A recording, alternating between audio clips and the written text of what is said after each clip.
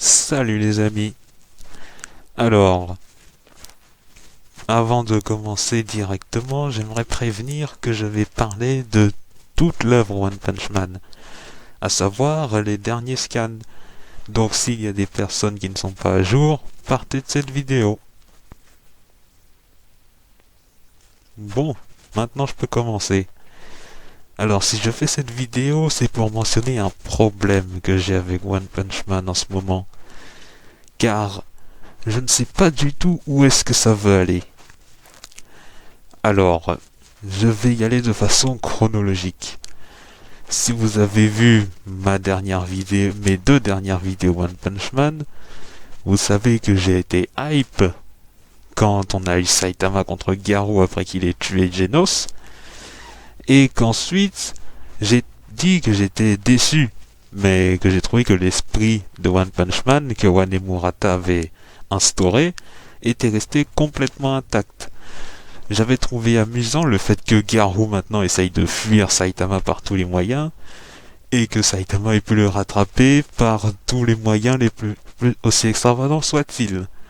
Comme par exemple le paix qu'il a lâché pour se propulser dans le portail de Garou. Mais bon, ça reste ce qui s'est passé. Ensuite, reste dans l'esprit que j'avais au début, que Garou Cosmique était inutile. Pour moi, pardon, si vous pensez que Garou Cosmique n'était pas si inutile que ça, eh bien j'aimerais éveiller deux points. Le premier, peut-être que vous appréciez Garou, mais pour moi c'était un personnage dont l'histoire était cousue de fil blanc. Je savais dès le début en le voyant, ou plutôt en apprenant à le connaître, que ce serait le vilain garçon qui redeviendrait un gentil garçon. Et c'est ce qui s'est passé. Et l'une des preuves qui va dans le sens, quand on a un peu d'expérience, c'est Tareo, le petit garçon que Garou a protégé. Si Garou était réellement quelqu'un qui voulait instaurer une paix mondiale par la peur, je pense pas qu'il aurait hésité à sauver un petit garçon. Après tout, il veut instaurer une paix par un moyen... Mais il veut instaurer la paix quand même. Mais le fait qu'il hésite autant à vouloir sauver Tareo, et ensuite, en le voyant mort, qu'il se met à pleurer, bah c'était assez évident. Enfin, là c'était vraiment le point final sur le côté que ouais, Garou va retourner dans le bon camp. Et honnêtement, avec la première version, on pouvait aussi le savoir, Garou n'était pas une personne spécialement mauvaise. C'était plutôt un jeune garçon qui avait plein de problèmes émotionnels et il avait besoin d'en parler. D'où pour moi la première version du combat de Garou contre Saitama quand il change de forme au fil du temps, je parle de Garou, était tout à fait logique. Les différentes transformations de Garou montraient que c'était quelqu'un qui avait, on va dire, une rage à l'intérieur de lui, mais les différents moments du combat nous montraient aussi qui Garou était réellement, une personne qui n'est pas une personne mauvaise. Mais donc voilà, finalement c'était inutile. Garou Cosmique n'a fait que rallonger une fin qu'on avait prédit depuis assez longtemps. Et le deuxième point dont je parle, c'est littéralement dans l'histoire. Tout ce qui s'est passé avec Garou Cosmique a été annulé quand Saitama a remonté le temps. Lui-même ne se souvient plus de ce qui s'est passé. Alors, vous pouvez penser qu'après avoir fusionné avec son lui du futur dystopique, qu'il se souviendrait, mais non. Et pour ce qui est de savoir s'il a gardé son évolution, j'ai envie de dire ce n'est pas important, car Saitama gagnera toujours. Mais ensuite, ce qui s'est passé après, ça a été avec Tatsumaki. Pour moi, ce qui s'est passé avec Tatsumaki nous montre bien que One Punch Man est en pente descendante. Alors, le combat entre Tatsumaki et Saitama est juste barbant. Ce qui le rend barbant, c'est qu'il a été inutilement trop long. Il a duré trop de chapitres. 2 auraient suffi. Parce que ce combat ne raconte rien. Et les finalités morales là-dessus sont tout aussi basses. il n'y a aucun grand développement dans cette histoire. Même si on a Tatsumaki qui veut... Enfin, on nous montre une facette de Tatsumaki qui est apparemment qu'elle veut protéger les gens, mais dans les différents actes et la façon dont elle s'adresse, dont elle agresse Saitama, on n'a pas vraiment l'impression qu'elle est vraiment le profil pour être une personne qui ne souhaite que protéger tout le monde. Mais bon, on peut dire que c'est juste lié à son caractère. Mais pour ce qui est de ça, la finalité morale du combat était mauvaise, et je trouve que tout ce qui s'est passé durant le combat n'avait rien d'amusant. Je veux dire, le moment où j'ai trouvé le combat amusant, c'était au tout début, quand Tatsumaki agitait son bras dans tous les sens pour que Saitama la lâche. J'aurais préféré que le combat de Saitama contre Tatsumaki se résume à ça. Tatsumaki qui essaie tant bien que mal que Saitama lâche son bras. Ce combat aurait été nettement plus amusant. Franchement, j'ai l'impression avec ce combat que ils ont tout misé sur la mise en scène, le côté impressionnant, et que c'est tout. Je veux dire, est-ce que je lis One Punch Man ou Dragon Ball Super? Parce que j'ai l'impression qu'il nous faut du Dragon Ball Super, ou du dessin animé One Piece dans l'arc Pays de Wa, à nous montrer que des trucs extraordinaires pour cacher le peu de scénario qu'il y a derrière. Je parle uniquement de One Punch Man et de Dragon Ball Super. One Piece, je dis que ça a trop d'animation, mais l'histoire reste très bien. Je n'ai rien à dire là-dessus. Mais voilà, ce combat long, qui résulte sur une finalité morale basse, pour moi c'était vraiment inutile et barbant. Et je vais vous préciser pourquoi je pense que la finalité morale de cette petite escarmouche était basse. Tatsumaki se pointe avec Fubuki, leur plan c'était de sauver Psychos et c'est fini en dispute. Tatsumaki voulait que Fubuki revienne avec elle et qu'elle n'ait plus aucun contact avec personne. Saitama s'en mêle, Tatsumaki n'aime pas ça et elle agresse Saitama. Car oui, si Saitama était quelqu'un de vénal, il aurait très bien pu accuser Tatsumaki d'agression, car honnêtement c'est ce qui s'est passé. Mais bon, vu que toutes les, on va dire, mauvaises actions qui ont coûté beaucoup de dommages matériels de Tatsumaki ont été cachés, je suppose que Saitama n'aurait pas pu aller au procès contre Tatsumaki. Mais qui sait, il aurait peut-être pu être dédommagé. Enfin voilà. Donc, le combat contre Tatsumaki et Saitama commence. Et quel en est le résultat? Eh bien, Fubuki se pointe devant sa grande sœur et lui dit qu'elle accepte. Et le groupe de Fubuki se pointe devant elle pour lui dire qu'ils veulent rester avec elle. Et Fubuki dit non, elle n'a plus besoin d'eux. Et après, Saitama et Tatsumaki parlent pour que Saitama fasse comprendre à Tatsumaki que les gars de Fubuki peuvent s'améliorer, comme Saitama lui-même s'est amélioré. Mais c'est pas ridicule un peu? J'ai l'impression qu'on est revenu au point de départ. Je veux dire, Fubuki n'était pas venu dire à sa grande sœur qu'elle voulait un peu son indépendance. Non, sa grande sœur lui a dit une chose et Fubuki l'a juste accepté. Et on revient à un petit statu quo avec la petite bagarre entre Fubuki et ses hommes. Ils ont essayé de faire quelque chose de drôle, mais c'était juste... Je ne sais même pas comment appeler ça. C'était juste quelque chose... Je sais maintenant, du remplissage. Car même au niveau de Tatsumaki, elle a pas tant changé que ça niveau personnalité. La seule chose que le pitch de Saitama lui a fait, c'est d'accepter de faire une publicité. Et encore, elle voulait faire ça à sa sauce. Donc, Tatsumaki n'a pas changé. Fubuki n'a pas changé. Le groupe Fubuki n'a pas changé non plus. Si ce n'est qu'ils se sentent un peu plus sûrs d'eux. Bon, je ne vais pas vous mentir. Je pense clairement que du côté de ces personnages, on ne va rien en tirer de bon.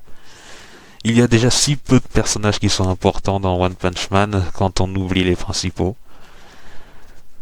Mais voilà, tout ça pour ça, un combat long pour finir de cette manière. Mais c'est une véritable perte de temps. Et ensuite, le côté qui m'a intéressé, c'était quand Petit Empereur avait l'air d'avoir découvert un secret sombre sur l'association des héros. Et j'avais envie de faire cette vidéo depuis un moment. Mais quand j'ai vu la scène avec la page avec Petit Empereur, je me suis dit, je vais attendre la sortie de 2 chapitres. Je savais qu'on ne parlerait pas du secret sombre de l'association des héros juste au chapitre suivant, car évidemment, si Wan et Murata font durer le plaisir, je ne sais même pas si durer le plaisir est le bon terme, je savais qu'ils n'allaient pas nous dire le secret directement. Et le 2e chapitre est sorti. Et à part le côté Genos, là, ça m'a vraiment confirmé que fais cette vidéo, One Punch Man n'a plus rien à t'offrir en ce moment. Ils sont partis, le Petit Empereur est parti parler à un survivant de l'association des monstres. Il lui a demandé qui, parmi l'association des monstres, avait survécu. Mais quel est l'intérêt? Aucun! Dans l'association des monstres, il n'y avait que 3 dangers. Orochi, Psychos et les cellules de monstres. Je n'ai pas lu tout l'arc Association des monstres, car honnêtement, j'en avais pas envie. Alors je ne sais pas qui fabrique les cellules de monstres. Je pense que c'est Psychos, mais comme je n'ai pas lu, je peux pas en être certain. Mais j'ai envie de dire, Orochi est mort, Psychos est hors de danger, puisqu'avec le groupe Tsukuyomi, Fubuki et Tatsumaki ont réussi leur plan finalement. Et les cellules de monstres, il y a toujours eu des monstres dans One Punch Man. C'est pas comme si les personnes qui mangeaient les cellules de monstres devenaient si puissantes que ça. Prenons par exemple dans l'anime de la saison 2, Suiryu avait battu tous ceux qui avaient mangé des cellules de monstres, sauf le grand costaud et l'autre karatéka qui en avait mangé plusieurs d'un coup et qui avait obtenu 6 bras. C'est vous dire, s'il y a des monstres à cause des cellules de monstres, ça change rien du quotidien de One Punch Man. Alors pourquoi partir dans cette direction? Ça n'a aucun sens. Le seul côté intéressant, c'est Flashy Flash qui lui fait des recherches sur Dieu. Ce fameux Dieu qui a tué le roi des SDF et apparemment donne des pouvoirs grâce à des cubes noirs. Il recherche même le petit monstre qui a vu le Dieu qui était sous terre. Mais je vois ça, mais je me dis, puisque c'est Flashy Flash, ça va pas être important. On va nous laisser languir pendant quoi? 5 chapitres? Le côté Genos, je pense que c'était le seul truc intéressant du chapitre. Car on avait les émotions de Genos qui sont légitimes. Le fait qu'il soit frustré de ne pas gagner assez de force, et aussi le fait qu'il se demande s'il est important pour son maître. Alors, c'est vrai que ce serait idiot qu'il se pose cette question, puisque normalement, Genos sait ce qui s'est passé entre Saitama et Garo Cosmic. Donc, il ne devrait avoir aucune inquiétude sur le fait qu'il soit important pour Saitama. Mais, s'il parle du fait que Saitama ne croit pas vraiment qu'il puisse devenir plus fort, c'est différent. Et l'inquiétude de Genos est justifiée. Et je dois avouer que les 2 dernières pages où Saitama ne veut pas rejoindre les néo-héros et que Genos dit qu'il ne les rejoindra pas, du coup, honnêtement j'ai apprécié. C'est pour ça que j'en aime Genos. Il est attachant et son amitié pure et dure pour Saitama est aussi attachante.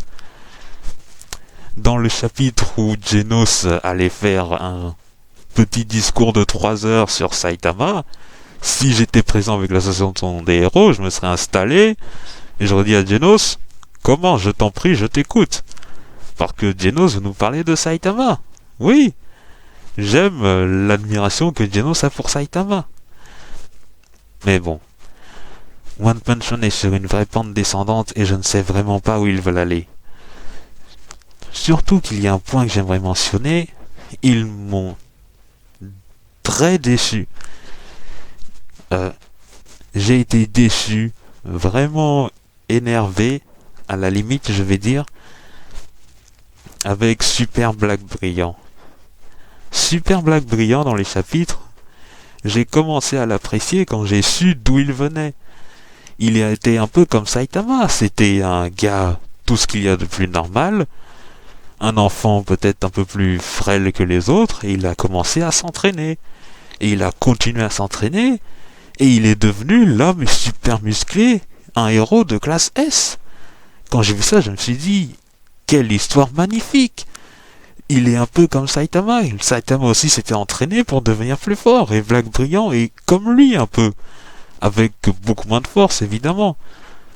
Mais après, j'ai pardonné le fait qu'il se soit dégonflé devant Garou. Car après tout, Garou s'est senti comme une brute et ce n'est pas ce qu'il veut être. Après, il a repris du poil de la bête et continué le combat. Mais face au spermatozoïde doré, c'est là que j'ai compris, Black Brilliant, malgré tes gros muscles, tu n'es qu'une couille molle en somme. Tu ne veux pas jouer les héros, tu veux juste avoir des combats qui sont pas difficiles, juste des combats peut-être difficiles, mais que tu es sûr de gagner. Il n'a aucune volonté. On le voit, après sa défaite, il est toujours aussi dans le blues. Mais qu'est-ce que c'est que cette chiffre molle? Est-ce que tous tes gros muscles ont compressé tout ce que tu avais dans le slip pour que tu sois une telle mauviette? J'ai été déçu. Franchement, j'ai commencé à l'apprécier, mais après, ça s'est vraiment cassé la gueule, l'admiration que j'avais pour lui. Et je vais faire appel à une communauté peut-être assez rare, les personnes qui sont agents de One Punch Man et qui ont vu l'œuvre de Baki, mais en entier, ou du moins jusqu'au dernier épisode de l'anime. Qui est le pire d'après vous? Super Black Brilliant ou Mohamed Ali Jr.? Parce que honnêtement, je trouve qu'ils ont une petite ressemblance au niveau du développement. Bref. Enfin voilà. Et pour se revenir à l'œuvre One Punch Man, je regardais One Punch Man, mais j'ai des connaissances qui m'ont dit que c'était un manga parodique de l'univers des super-héros. Je ne le savais pas, mais même si c'est un univers parodique, je me pose cette question. L'est-il vraiment? Parce que si c'est un univers parodique, il peut très bien l'être. One Punch Man peut très bien être un manga humoristique qui parodie l'univers des super-héros. Et ça peut marcher. Il y a des mangas basés uniquement sur l'humour qui sont très bons. Prenons le Collège Foufoufou ou Splatoon. On a de l'humour, on rigole bien, on passe un bon moment à chaque fois qu'on lit un chapitre. Mais le côté humoristique de One Punch Man n'a fait que baisser au fil du temps. Mais si c'était un manga humoristique, pourquoi faire autant de scénarios avec des pistes vraiment sérieuses? Et si One Punch Man était un manga humoristique pour partir sur un manga qui a un scénario tout à fait sérieux, ce serait tout à fait possible. Souvenir de Gravity Falls, c'était comme ça. Tu te dis que c'est un simple dessin animé où un frère et une sœur en vacances chez leur oncle vont vivre des aventures délirantes avec le fantastique. Et après, au fil des saisons, ça devient très sérieux avec de véritables enjeux. Mais même là, One Punch Man, ce n'est pas comme ça. Chaque piste sérieuse ne fait que disparaître. Prenez par exemple avec Dieu, je veux dire. Ils auraient pu nous l'introduire, mais non. Tout a été absolument annulé. Avec cette remontée dans le temps de Saitama, ils ont tout mis à la poubelle. Il n'y avait aucun moyen pour que ça se développe. De façon sérieuse, j'entends. Pas de façon discrète avec un personnage limite tertiaire qui ferait son enquête. Alors, où voulez-vous aller, Wane Murata? Bon, je sais pas si Murata a son mot à dire dans l'histoire du manga, mais peut-être.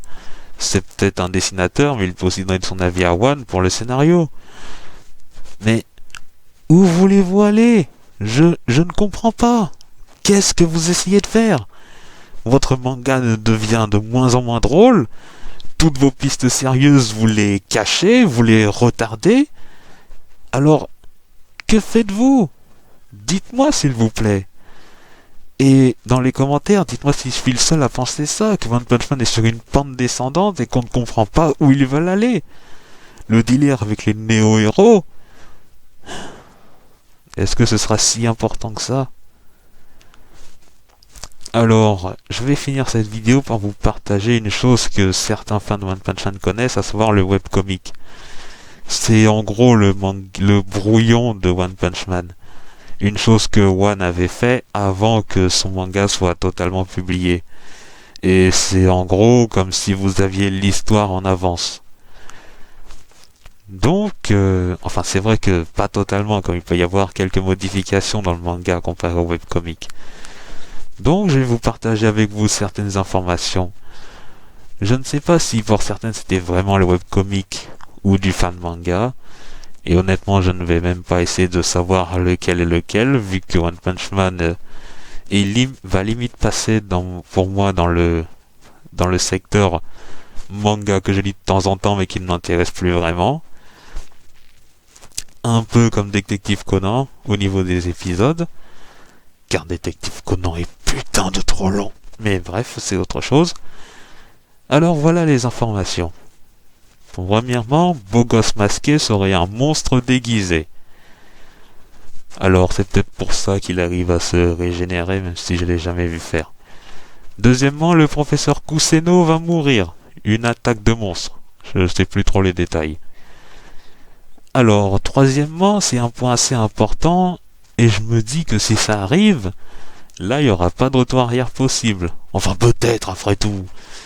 One pourra nous pondre un truc complètement chelou comme avec la remontée du temps de Saitama. Si une fiche féline arrive du ciel et rencontre Garou et Saitama, là Dieu arrivera. Car dans le webcomic, c'est à ce moment-là que Dieu arrive et que Saitama, Garou et cette fille féline l'affrontent. Évidemment, pas de surprise, Garou et la fille féline sont vite mis hors jeu, c'est Saitama qui l'affronte. Saitama le bat. Mais le côté vraiment important, c'est que quand Dieu arrivera, il tuera toute forme de vie sur Terre. Oui, toute forme de vie. Tous les héros mourront. Tatsumaki mourra, Fubuki mourra. Tout le monde mourra. Les seuls qui seront encore en vie seront Genos, parce que c'est un robot, du coup il n'a pas été affecté par l'éradication que Dieu a lancée, et le professeur Kuseno, car il était dans un espèce de bunker ultra profond dans le sol, je sais plus pour quelle raison. Et oui, je vous évoque le docteur Kuseno, alors qu'avant je vous ai dit qu'il allait mourir, parce que, qui sait, soit c'était un fan manga, soit c'était le webcomic. Si je vous dis ça, malgré tout, c'est parce que si je suis tombé dessus, c'est parce que je cherchais le webcomic et pas un fan manga. Alors voilà les différentes informations. Peut-être qu'elles vous aideront à continuer One Punch Man si vous sentez que le manga commence à vous blaser comme moi. Ou alors, pour certains, vous étiez déjà au courant et c'est peut-être ça qui vous fait tenir. Honnêtement, je voudrais vraiment avoir votre avis. Que pensez-vous de One Punch Man en ce moment? Est-ce que je suis le seul à me dire que c'est sur une pente descendante et qu'il va bientôt devenir un manga ennuyeux? Je vous laisse me partager votre avis. Et moi, je vous dis à la prochaine, les amis.